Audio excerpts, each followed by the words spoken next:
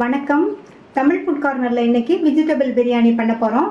இந்த பிரியாணியை ரொம்ப ஈஸியாக வேகமாக ஒரு 20 நிமிஷத்துக்குள்ளே குக்கரில் செஞ்சிடலாம். இது தயிர் பச்சடியோடு வச்சு சாப்பிட்றதுக்கு ரொம்பவே சூப்பராக இருக்கும். இப்போ இந்த டேஸ்டான வெஜிடபிள் பிரியாணியை எப்படி பண்ணுறதுன்னு பார்க்கலாம். 1 கப் பிரியாணி அரிசி, அதாவது சீரக சம்பா அரிசி, அதை இந்த பவுலில் சேர்த்துட்டு கழுவிட்டு 20 நிமிஷம் ஊற வச்சுக்கலாம். உள்ள குக்கர் போட்டிருக்கேன். அதில் 3 table spoon oil, 1 table spoon நெய்.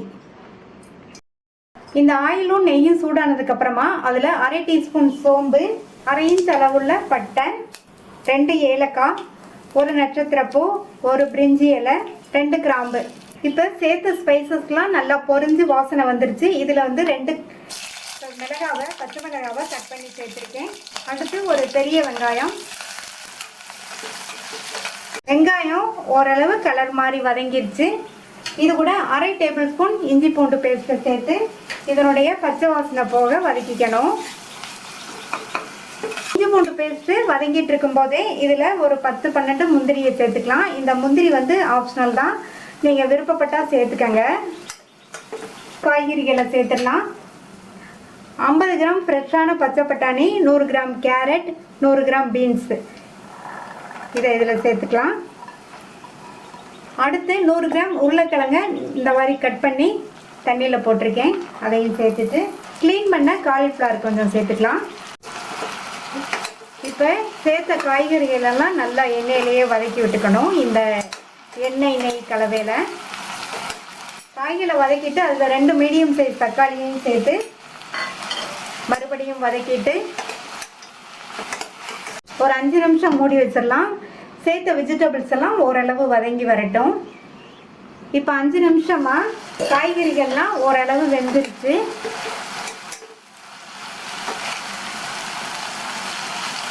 இதில் 1/8 டீஸ்பூன் அளவுக்கு மஞ்சள் தூள், 1 டீஸ்பூன் தனி மிளகாத்தூள், 1 டீஸ்பூன் கொத்தமல்லி தூள், 1/2 டீஸ்பூன் கரம் மசாலா தூள். அடுத்து இதுக்கு தேவையான அளவு உப்பு சேர்த்துக்கலாம். சேர்த்துட்டு நல்லா ஒரு தடவை கலந்து விட்டுறணும். நான் இதில் மல்லித்தூளும் கரம் மசாலா தூளும் சேர்த்துருக்கேன். அதுக்கு பதில் உங்கள்கிட்ட பிரியாணி மசாலா தூள் இருந்தால் ஒரு 1/2 டீஸ்பூன் போல் சேர்த்துக்கங்க. இப்போ நம்ம காய்கறிகளெல்லாம் மசாலாவோடு நல்லா கலந்து விட்டாச்சு. இது கூட 50 ml தயிர் சேர்த்துட்டு நல்லா மறுபடியும் ஒரு தடவை மிக்ஸ் பண்ணி விட்டுடலாம். அரிசி 20 நிமிஷமாக ஊறிடுச்சு. தண்ணியை வடிச்சிட்டு இதில் சேர்த்துடலாம். இந்த கப்பில் 1 கப் அரிசி எடுத்துருக்கோம். அதே கப்லேயே 1/4 கப் அளவுக்கு தண்ணி இதில் சேர்த்துக்கலாம்.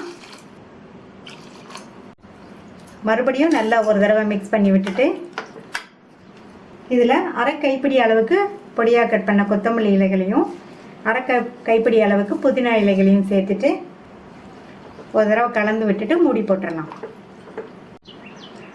மூடி போடுறதுக்கு முன்னாடி ஒரு தடவை உப்பு கரெக்டாக இருக்கான்னு செக் பண்ணி பார்த்துக்கங்க. செக் பண்ணி பார்த்துட்டு மூடி போட்டுக்கலாம்.